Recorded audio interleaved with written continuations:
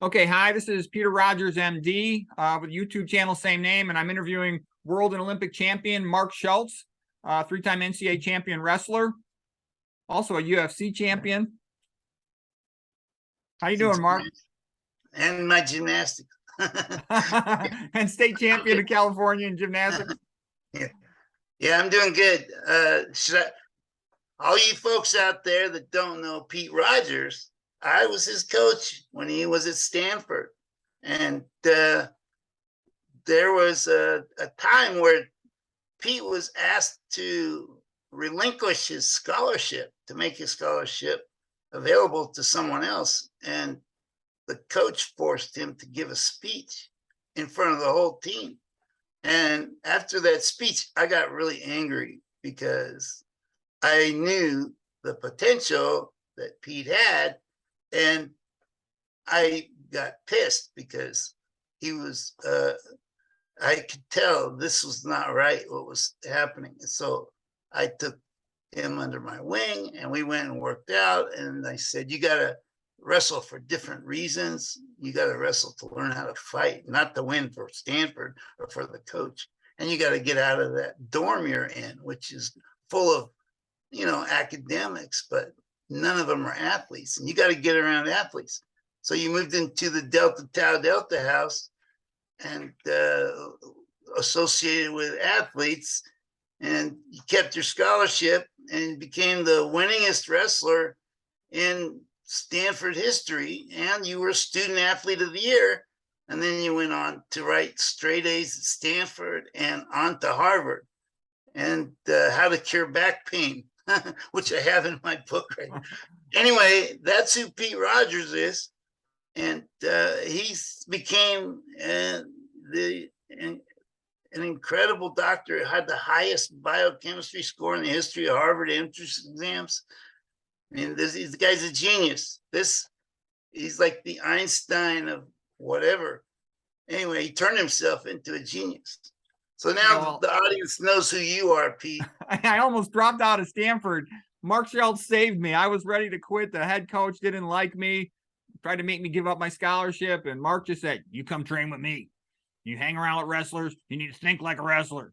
And he started telling me all the stories about all the Russians, about wrestling the Russians, about Gene Mills when he had to wrestle Shagayev, defending world champ, and everybody was, worried about the match. And Mills said, I'm going to kick the shit out of Shagayev. And it kind of, just being around you, I got my confidence sort of came back as an athlete, and I just kept getting better. And that was really good. Yeah, that was the best coaching experience of my life up to that point. And even after that point, I mean, to me, I was just in it for myself until I met you. And that gave me a reason to share my knowledge with someone else. Because, it's very difficult for me to share knowledge because it's so difficult to go through the thousands and thousands of wrestling moves that you have to learn. And the only way to learn is by trial and error. And I had got about, 7 or 8 moves that worked against everybody in the world. And I wasn't about to share that knowledge with anybody, but you gave me a reason to share that knowledge with somebody. And then the other thing too, I would say that really helped me was the idea of the intensity of purpose. Because a lot of the wrestlers at Stanford kind of had an attitude, well, wrestling is fun. It keeps us in shape. It's kind of like a hobby. And that's not good enough at the college level. At the college level, you would say, Pete, this guy's your worst enemy in the world. He's trying to beat you up and embarrass you in front of his friends, in front of your friends. And it's true. And getting all psyched up, that really helped. And then also when you're talking about dominating at the world level, I'm like, well, gosh, the least I could do is, win conference. So it's a good motivator. Yeah, and you won conference. Yeah, I don't know for sure if I even did win conference, but I won several matches at NCAAs. And like I said, I was undefeated in dual meets. I beat a couple All-Americans. My ability, more than doubled after I started hanging around with you. So I wish I'd talked to you my first day of freshman year. I was scared to talk to you guys until after the sophomore season. It was kind of like, you guys are coaching the senior guys. I mean, I started on varsity as a freshman, but I was kind of back and forth with injuries and stuff. I wasn't fully into it, and I was afraid I was going to flunk out of school. So, like I said, if I'd have talked to you guys right in the beginning, I would have been so much better off. But, I didn't know. Yeah, and I didn't know either. I mean, I didn't really talk to anybody. I wasn't really into coaching for, because I wanted to teach kids how to wrestle. I was in it to train for the Olympics and the World Championships. And it just I never had a reason to share my knowledge or help anybody else out except myself. And that's a very selfish way to live. But yeah, but wrestling, when you're going for an Olympic title, you got to be selfish. I mean, you know what else you reminded me of? You reminded me of Walter Payton. He was the running back for the Chicago Bears in the sense that he had said something similar to you. He said, before a big competition coming up, he likes to be very silent. If you're silent for a prolonged amount of time, it somehow enables you when the time is right to step in and take the upper edge, the upper hand, if you will. And you would be quiet sometimes for a week or 2 weeks before a big match, to the point where it was almost scary, and you would wear sunglasses so nobody could tell what you were thinking. And you were like the most intimidating guy in the whole United States. Yeah. And we had a lot of fun together, going around to the different frats, trying to get beer from them. But I won't talk about that. Yeah. I had some funny pictures from that one night where those guys threw that junk off the roof of the fraternity house. It's kind of funny. My father came by like the next day, and he's like, "Peter, this is a disgrace. You don't have to live here. I'll give you money. You can move somewhere else. You don't have to live here." I'm like, "Dad, I love it. This is my favorite place I've ever been since I've been here at Stanford." Yeah, I met John Elway in that house. Yeah. Yeah, he's a member. That's the athlete frat. It was the best place. Yeah. The best place on the whole campus. Yeah, it's the only place athletes could, feel at home, I felt. I mean, I never even saw that place before. I didn't even know that place existed. And then I think you found it, or maybe Dave Lee found it. I don't know. I think I knew about it before. I don't know if I did before you did or not, but that was definitely the place to go to get out of that mindset that all the other students had. I mean, they're all valedictorians, but they don't know what it's like. Nobody knows what it's like to wrestle until you. Yeah, Stanford's a really wimpy place. It's very hard to maintain a tough mentality. That's why we used to always listen to heavy metal music. I used to read Conan the Barbarian comic books, just something to get my mentality right for wrestling. And then hanging around with you and your brother, that's the thing I needed too. And then, the same thing too was in practice, Porpel didn't let you and Dave talk enough. So he would show us all this stuff that worked for him, but didn't work for anybody else. But anyways, how's everything? How are things going? That was okay with me because I didn't want to show anybody anything that, I didn't want to give away my secrets. So he can talk all he wants. But you gave me an outlet to teach. And finally, I mean, that was probably the first time I ever taught anybody anything. Yeah, everybody was pretty much scared of you. It's just a fact. Well, I remember telling you, you're not wrestling to win tournaments or championships or titles. You're in it to learn how to beat the shit out of people. That's the reason I wrestled. And I don't know, I just felt like, what good is a sport unless it has some real life application? Well, wrestling's got a real life application. It's a martial art. Well, it's a foundation for martial arts. It's a sport, but it's the best foundation for martial arts. I mean, if you look at the UFC champions now, I think 28 are have their main foundation as wrestling, and like 17 have jiu-jitsu, and then boxing and kickboxing are down the list, somewhere. But wrestling and jiu-jitsu are, wrestling's on top, and jiu-jitsu's right underneath that. And I got your brother Mark into jiu-jitsu. Oh yeah, he did really good because he stayed in shape and he kept training, and he became a world champion. You know what else happened to him? When he was in college, everybody thought he'd be an All-American. He was state champion freestyle Greco-Roman in high school, but he was a bit of a disappointment in college. Never was an All-American, and I think the reason was It turns out later, when he's around 40, he became a vegetarian, and he markedly reduced his salt intake, and his endurance dramatically improved at that point. So he had a salt-induced exercise asthma. Salt can make the immune system hyperreactive, and that would make him get tired in the third period. And, and guys from Iowa would just wear him down and beat him. But once he got his energy back, he became, I think he's like a 3-time world champion now in, I think it's Brazilian jiu-jitsu or something. It's Brazilian jiu-jitsu. Yeah, I wish I continued, but, I work all the time. Yeah. No, don't worry about that. That what you're doing is you're saving lives, actually. So you need to.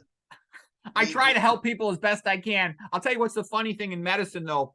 There's acute disease where you really help people. They come in with an obvious cause, fall down, fracture, bone broke, must fix. But most patients have chronic disease. And the reality of the situation is there's no money in teaching them how to get better. The money is keep them on pills or operate on them. Yeah. So I think people would really benefit by you telling that story of how you got fat and then learned about nutrition, and you created the Spartan vegan diet, and now you're all skinny and healthy and your blood pressure's really low. And I think people should know about that. I don't know if you want to tell them about that on this podcast for free, but it's all for free. I do the whole thing for free. I'm kind of have fun with it. It's a creative outlet. It only takes like part of my IQ to do conventional medicine. On this one, I'm able to sort of challenge myself intellectually. Basically, I was like the best biochemistry student in the entire United States, and we're told that nutrition is bundled into that. But then I'm in my mid-30s and I'm fat, early to mid-30s, and I'm fat, and I'm like, holy crap, how did this happen? I was working like a maniac. I was trying to do 2 fellowships simultaneously. I authored a textbook that year, had a baby at home with the wife. I was working super long hours. So anyways, but I got fat. And I figured, well, no big deal. I'll just exercise more and eat less. I can lose this weight. Plus, my father had coronary artery disease, was considering open heart surgery. My mother was dying of cancer. And I'm like, if I'm such a great doctor and I know all the stuff that, I'm supposed to know, how come my father has heart disease? He could die from this. My mother's dying of cancer.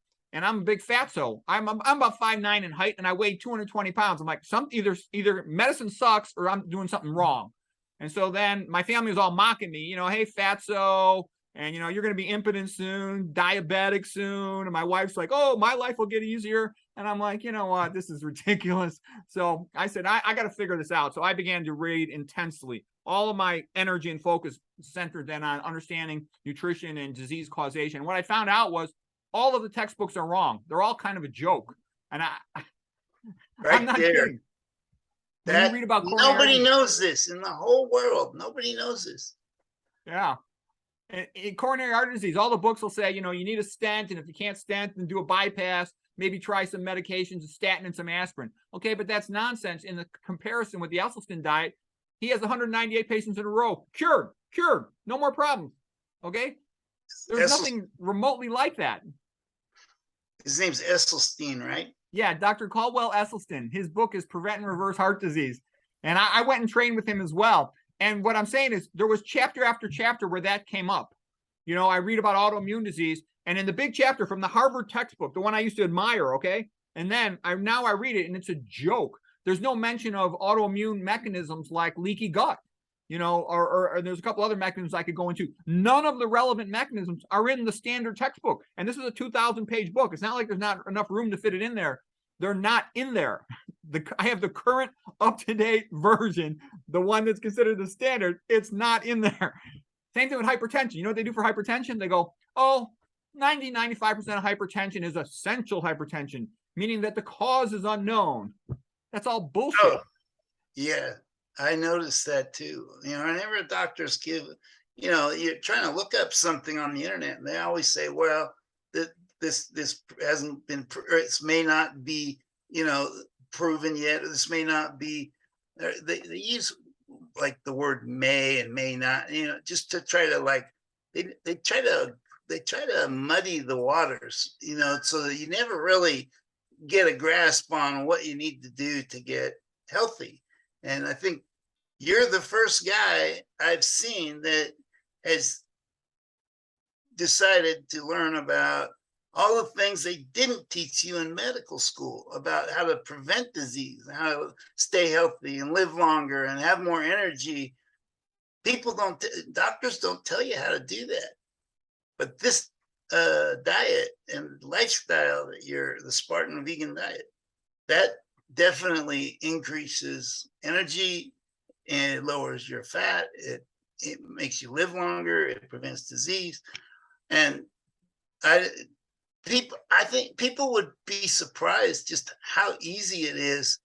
I mean, it's hard to do, but it's simple. It's like wrestling. Wrestling is the hardest thing there is. It's simple, but it's not easy. Yeah, and a big part of it is they got to unlearn all the stuff they've heard in the past.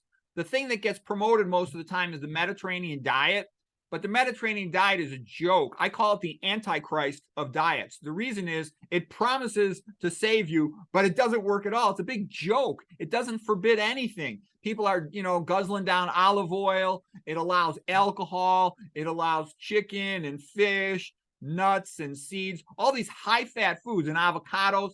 Those just plug up arteries.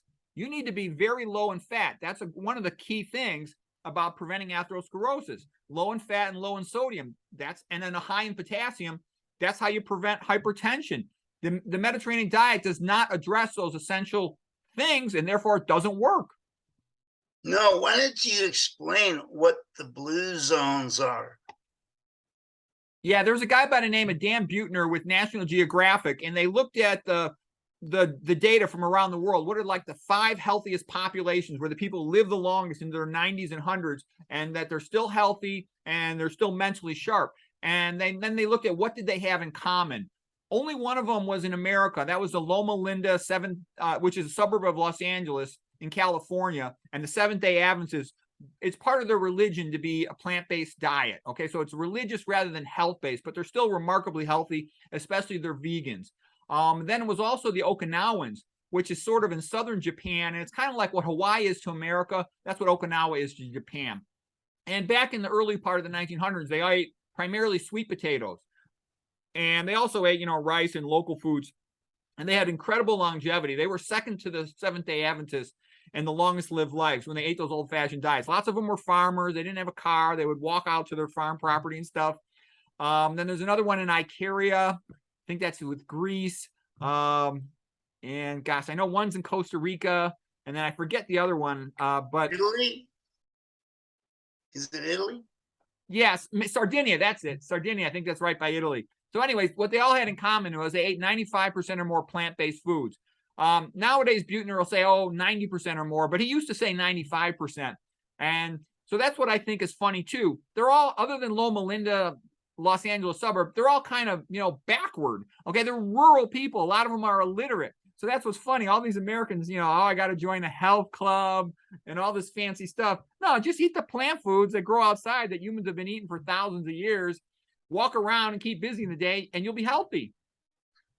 Yeah, not only that, but your what is it? Your dental plate, or what do they call that? In the mouth, it narrows when you're not eating the right foods.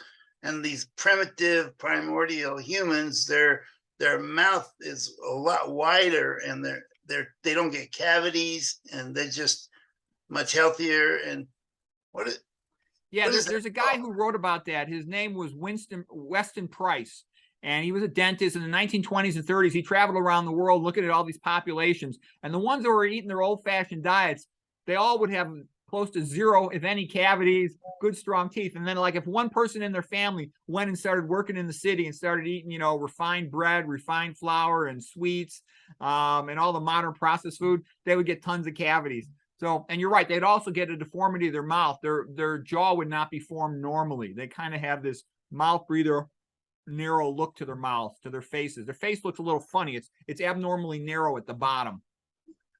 Right.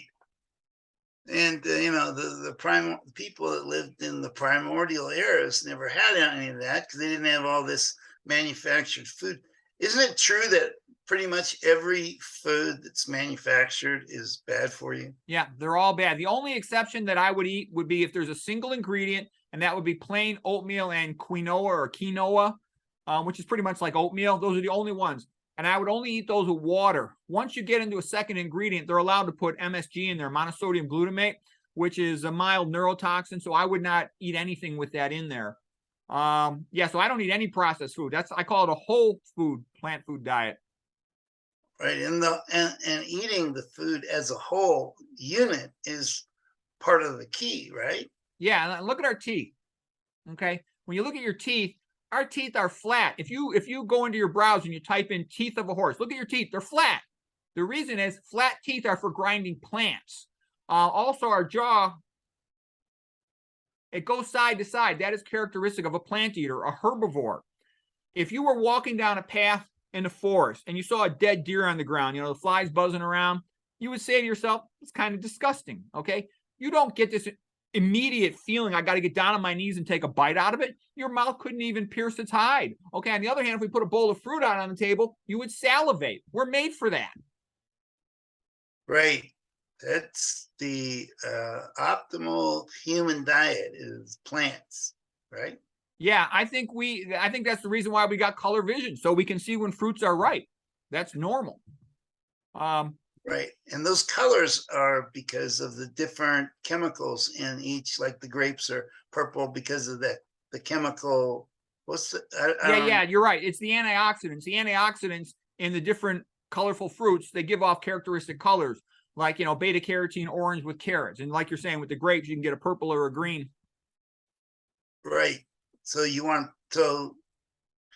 should pretty much just keep your shopping limited to the produce section if you want to live long, stay healthy, and lose weight, have more energy, right?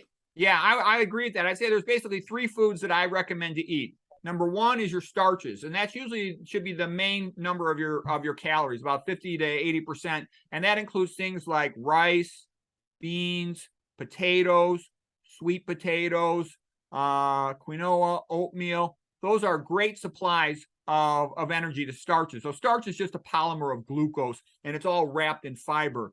I used to include corn in that and wheat, but there's so many GMO variants on that I would stay away from those 2 foods because they get too complicated. Then the next category of foods is the fruits, and fruits are great. I love fruits. The catch with fruits, though, is they're more expensive. Unless they're frozen, they don't store as long. So they're a little bit more troublesome to acquire on a frequent basis. They don't satisfy hunger quite as well as starch, but they're good.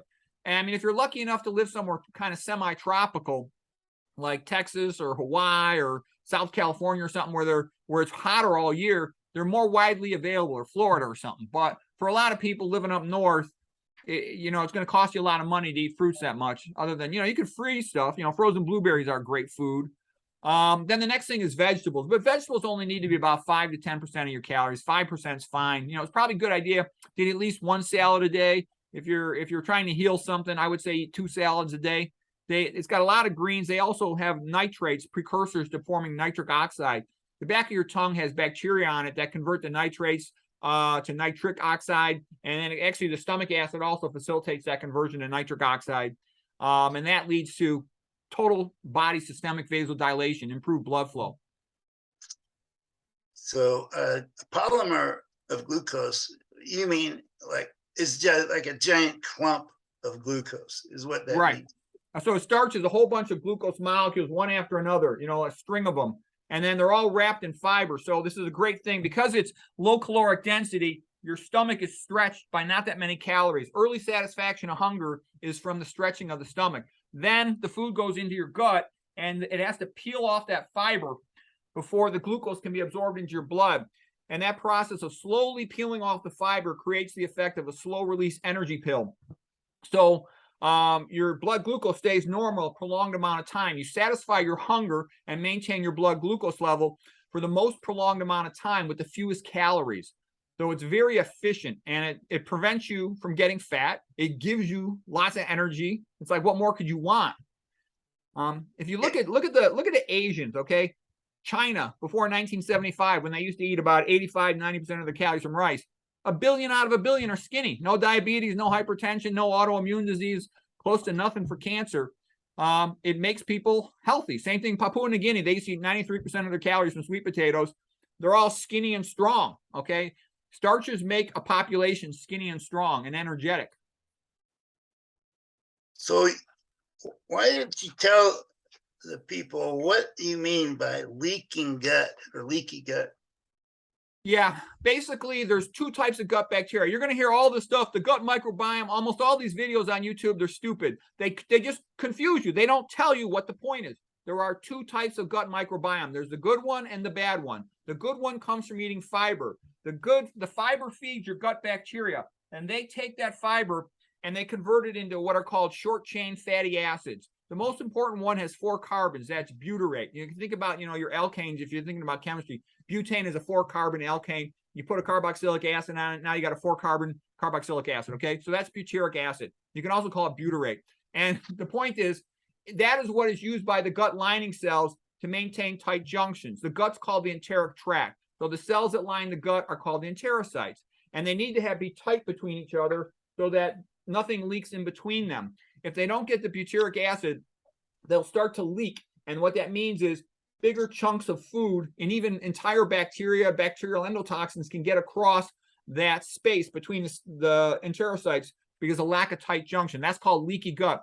And the relevance is normally you should not absorb anything more than 3 amino acids strung together. They call that a tripeptide. So a bond between 2 amino acids is a peptide bond. So 2 amino acids would be dipeptide, 3 amino acids would be tripeptide. And if you absorb more than a tripeptide, let's say a big chunk of protein, your immune system will recognize it as foreign and form antibodies to it. And then what happens is the amino acid sequence of a protein from another animal is relatively similar to your own, but it's slightly different. So you'll form antibodies to it, and then it'll mimic proteins inside your body. And so that's called molecular mimicry. And those antibodies will then cross-react with your own bodily proteins. So molecular mimicry with autoantibody cross-reactivity. And so what that means is because of the foreign material getting in and your immune system attacking it, your immune system becomes confused, and now it travels all over the body, and these antibodies start attacking your own body. Like a typical example would be, let's say you eat a hot dog, and there's ground up animal thyroid in that hot dog. And then you got leaky gut. It gets into your blood. Your immune system's like, what the hell is this? Attack, attack, attack. And they're like, hey. And then they travel around the body, and they're like, hey, this looks like the same thing. And they attack your own thyroid. And there you go. You screwed. You lose your thyroid. Hashimoto's thyroiditis. Okay, and it'll do that to other parts of your body. In the brain, multiple sclerosis, okay, in the pancreas, in a baby, in a young kid, type 1 diabetes, especially associated with dairy, okay? People don't realize that dairy is kind of dangerous, especially, in kids. Yeah, I mean, dairy is, it's formula to create gigantic animals out of these little calves. And here we are, human beings, drinking their milk. It's not natural for one species to be drinking the milk of another species, right? Yeah, there's no species that drinks the milk of another species. The amino acid composition is quite different from human milk. The protein content is quite different. It's really not a good idea. I mean, if you have to give formula, because so many women work nowadays, you can use a hypoallergenic form. But the best thing is breast milk by far. Best thing is formulas. Oh, breast milk. Yeah. Yeah, soy formula is even worse. What is? Oh, what? Soy formula is even worse for babies. Oh wow. So, okay. Well, the point of all this is to live healthier, with more energy, with longer, and prevent disease. And you mentioned a doctor named Esselstyn, who I heard has a 100% cure rate for his patients. Is that right? Yeah, if the patients follow his diet, they all get better. Any patients, he said that the ones that didn't follow his diet, they don't get better. But as far as I'm aware, the ones who actually do follow the diet get better. I heard about one potential case report of a patient who claims to not have got better. So I haven't looked into that in more detail. But what I'm trying to say is 198 patients in a row, there's nothing like that in any other aspect of treating chronic disease. There's nothing like it, except for when you see people go on this low fat, low sodium, whole food, vegan diet. And that means no meat, no dairy, no meat, not one bite, no oil, not one drop. Okay. That's how you get healthy. And a lot of people go, oh, well, that's too strict. Why are you so strict? And my response is, because that's what works. The way to think is, think like a championship athlete. I must train every day. I must push myself harder. That's how you should think about your health. Not like a typical wimpy, stupid person. Everything in moderation. No. When in Rome, do as the Romans do. That's social thinking. When you go to a party at a new place, fine. But when it comes to health, you want to think biblical. Thou shalt not eat meat. Thou shalt not eat oil, because that's what works. Okay, I don't have any animal rights. I don't care about any of that stuff. I just want to be healthy. I want to keep the Johnson working. I want to keep the brain working. I want the heart working. And that's what you got to do. You got to keep the arteries open. Yes. So it's simple, but it's not easy. That's why you call it the Spartan diet, vegan diet. You got to be kind of like the Spartans. You got to be like a warrior. You got to be like an athlete, or like a soldier. You got to stick to the discipline to stay within that